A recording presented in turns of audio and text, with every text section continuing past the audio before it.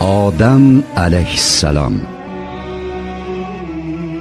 Odam atoning yaratilish qissasi Alloh taolo bilan farishtalar orasida bo'lib o'tgan quyidagi so'zlashuvdan boshlanadi.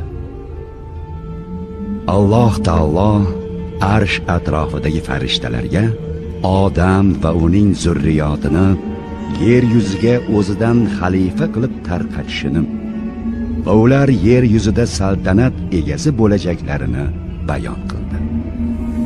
Farishtalar bu xabarni eshitib taajjublandilar. Chunki yer yuzida Allohning xalifasi bo'lajak kimsalar samoviy farishtalar kabi o'zaro mehr oqibatli va pokiza yashay olmasliklari aniq edi. Farishtalar o'z Robbilari hikmatidan taajjubga tushdilar va Parvardigorga yuzlanib dedilar: Parvardigoro, yer yuzida turli gunoh ishlarni qilib, fisq va fasodni avj oldiradigan, bir-birini qonini to'kadigan insonlarni yaratasanmi? Bizlar sening barcha sifatlaringni poklab yod etayapmiz. Seni nomingni yuksaklarga ko'tarib, senga shukronalar aytmoqdamiz-ku. Maloikalar bu bilan yer yuzida xalifa bo'lajak insonlardan o'zlarini afzal va xalifalikka munosib ekanligini namoyon qilmoqchi bo'ldilar. Alloh taolo farishtalarga Odam atoni yaratishdagi hikmat va sir asrorlardan bexabar ekanliklarini va ular hali ko'p narsalarni bilmasligini ta'kidladi. Alloh taolo Odam atoni yaratgach, yer yuzidagi bor ne'matlardan bahramand bo'lishi uchun odamga halol qilingan narsalarning nomlarini, vujudga kelish tarixi va fazilatlarini o'rgatdi. So'ngra maloikalar kamsitgan va ilmu ma'rifatda o'zlarini undan afzal deb bilgan Odam atoning ilmi farishtalardan ko'ra ziyoda ekanligini o'z ko'zlari bilan ko'rishlarini iroda qildi. Alloh subhanahu va taolo farishtalarga yuzlanib: agarda o'zlaringiz o'ylaganingizdek yer yuzida mendan xalifa bo'lishlikka odamdan ko'ra haqliroq bo'lsangizlar, ushbu ne'matlarning nomlarini va fazilatlarini birma-bir aytinglarchi, dedi. Maloikalar javob berishga ojiz qoldilar va o'z Robbilariga uzr aytishdi. Ey Robbimiz, bizlar seni ulug'ligingni, pok nomingni yod eturmiz. Sening irodangga e'tirozimiz yo'q. Chunki bizlarda o'zing o'rgatgandan ziyoda ilm yo'q. Sen har bir narsani bilguvchi va barcha qilayotgan ishingni hikmatini anglaguvchi zotsan. Shunda Alloh taolo Odam atoga xitob qilib: ey Odam, maloikalarga men ulardan so'ragan narsalarimning xabarini yetkazgin, dedi. Odam Parvardigor qanday o'rgatgan bo'lsa, shunday javob qaytardi. Odamni o'zlaridan afzalligiga iqror bo'lishgach, Alloh taolo maloikalarga xitob qildi: men sizlarga osmon va yerdagi barcha narsalarni, sizlarni oshkora so'zlaringiz u qalbingizdagi maxfiy saqlab yurgan fikrlaringizning hammasini bilurman deb aytmaganmidim? Bu paytda odam balchiqqa o'xshash qora loydan inson shaklida yaratilib, bir necha jarayonlardan o'tib qurigan, Alloh unga o'z ruhidan jon ato etgandi.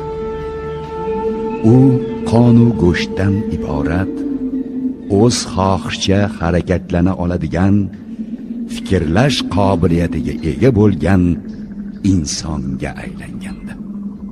Farishtalar bilan yuqoridagi tarzda savol-javob bo'lib o'tgach, Alloh taolo farishtalarni Odam atoni hurmatlab, unga bosh egib sajda qilishlikka buyurdi.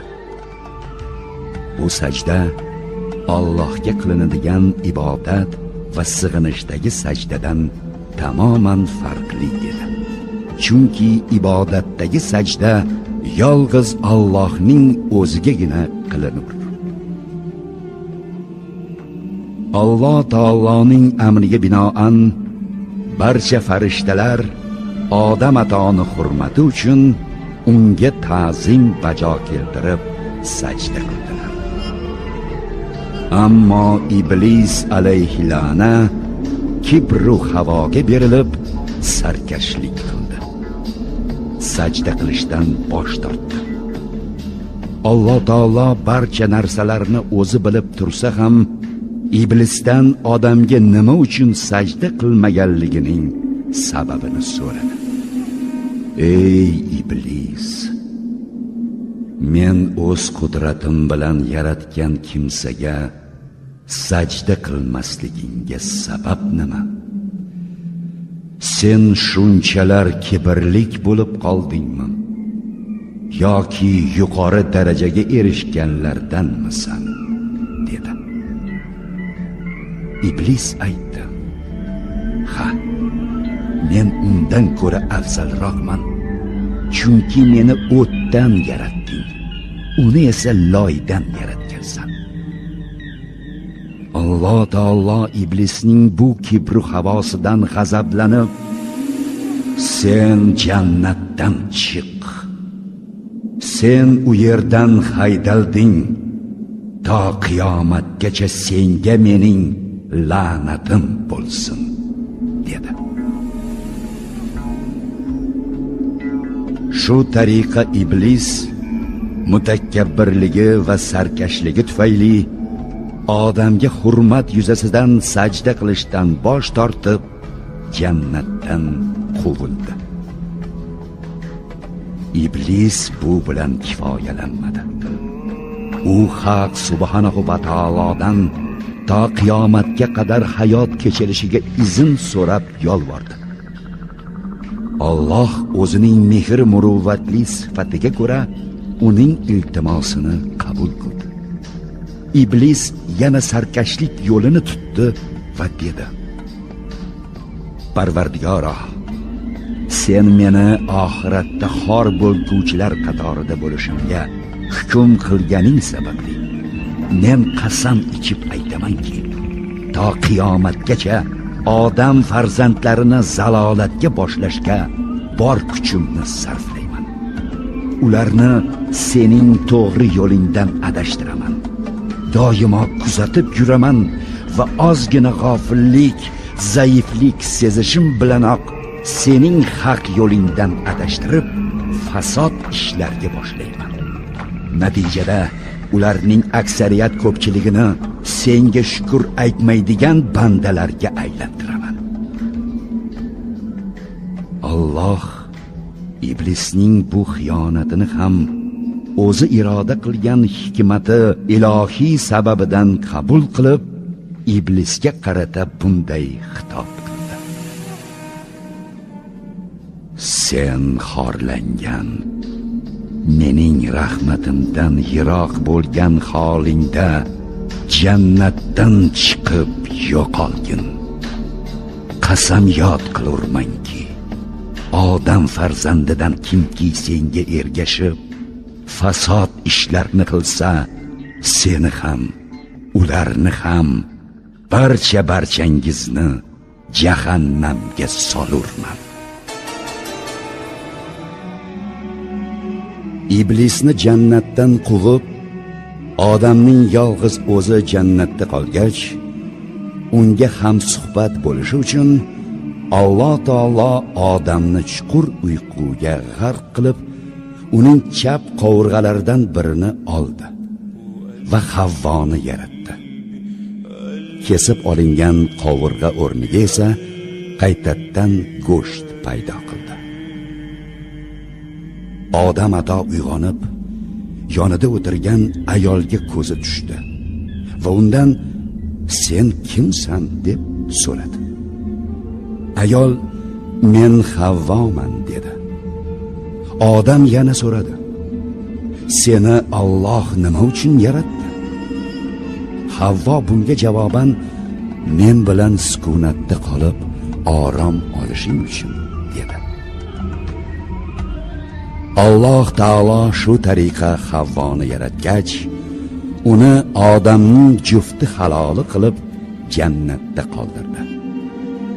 Ularga jannatdagi mavjud bo'lgan barcha ne'matlardan yeyishlikka ruxsat berdi. Faqatgina bir daraxtga yaqin bormasliklarini va uning mevasidan iste'mol qilmasliklarini buyurdi. Mabodo ular bu amrga xilof ish qilib, uning mevasidan yeb qo'yishsa, u holda itoatsizliklari uchun o'zlariga zulm qilib, munosib jazoga giriftor bo'lishlarini ularga uqtirdi. Bu so'zlarni eshitib turgan iblis benihoya suyundi. Chunki Allohning odam va Havvoni ma'lum daraxtning mevasidan yemangizlar deb aytgan o'giti iblisga qo'l kelardi. Odam va Havvoni yo'ldan ozdirib, Xudoning amriga xilof ish qilishlariga undash uchun unga bahona topilgan edi. Shu daqiqadan boshlab iblis Odam va Havvoni yo'ldan ozdirish payiga tushdi. Ularni turli yolg'on so'zlar bilan alday boshladi. Nima qilsa ham Alloh man qilgan daraxt mevasidan Odam va Havvoga yedirish kerak edi. Agar ular shu mevadan iste'mol qilishsa, ularning avratlari ochilib, jannatdan quvilishini iblis juda yaxshi bilar edi.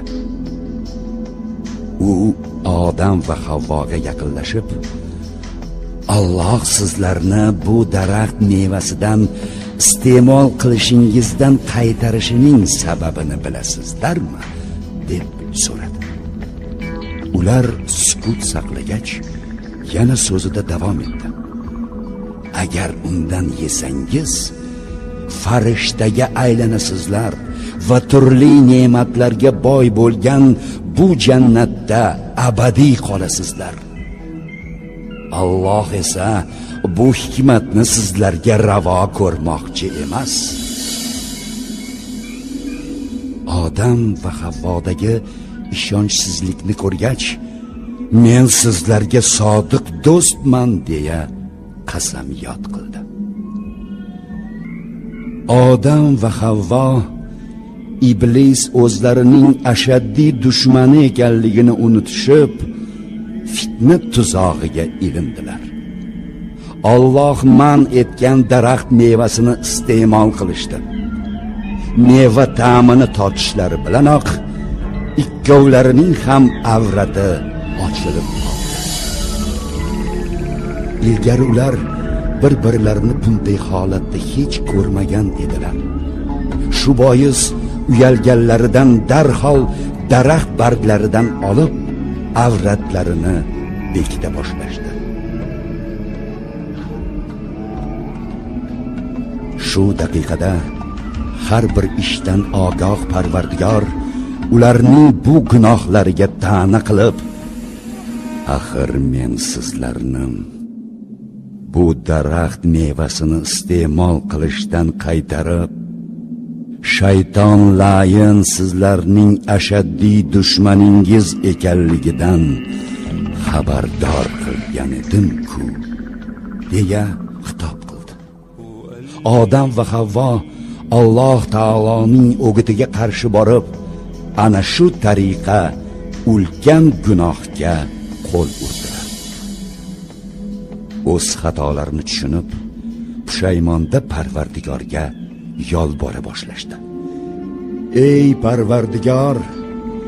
bizlar senga ma'siyat etib, sening amringga xilof ish qildik, o'zimizga o'zimiz zulm etdik. Endi sen bizlarni mag'firat qilgin. Agarda gunohlarimizni kechirib, shafqat etmasang, bizlar ko'p zarar ko'rguvchilardan bo'lib qolamiz-ku. Ammo ular jannatdan chiqarildilar. Parvardigor ularga odam farzandlari doimo o'zaro adovatda bo'lishini, ular o'z ajallari yetgunga qadar ma'lum vaqt yashab, yer yuzini obod qilishib, undan foydalanishlarini, Alloh doimo ularga haq yo'lni ko'rsatib turishini, kimki Allohning to'g'ri yo'lidan yursa, dunyoda gunoh ishlarga qo'l urmay, baxtiyor yashab o'tishi xabarini aytdi. Barchangiz tushungizlar jannatdan. Bir-birlaringizga dushmanlik qilursizlar. Sizlar ma'lum vaqt ajalingiz yetgunicha yer yuzini makon qilib, undan foydalanursizlar. Sizlar yer yuzida hayot kechirursizlar va yer yuzida vafot etursizlar.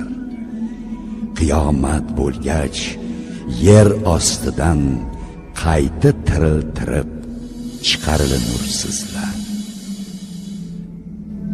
Odam ato qissasidan mutakabbirlik oqibati nima bilan tugashi bizlarga yaxshi ma'lum bo'ldi.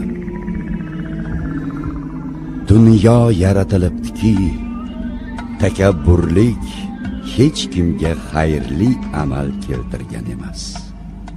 Aksincha, insonlar kamtarlik, xushmuomalalik kabi yaxshi amallar bilan kamolatga erishib kelyaptilar.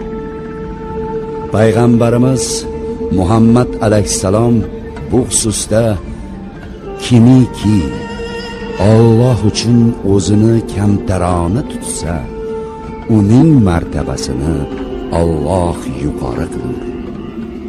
Kimiki takabburlik qilsa, Alloh uni xor etur deya bashorat qilganlar. Payg'ambarimiz kibrning ma'nosini yana bunday bayon etganlar. Kibr bu haqiqatni tinglamay uni rad etish, odamlarning qadrlarini pasaytirib, ularni ayblash. Zikr etilgan hadis-i shariflardan ko'rinib turibdiki, kibr egasi o'zicha yer yuzida ilohlik darajasida bo'lishni orzu qilguvchi kimsadir.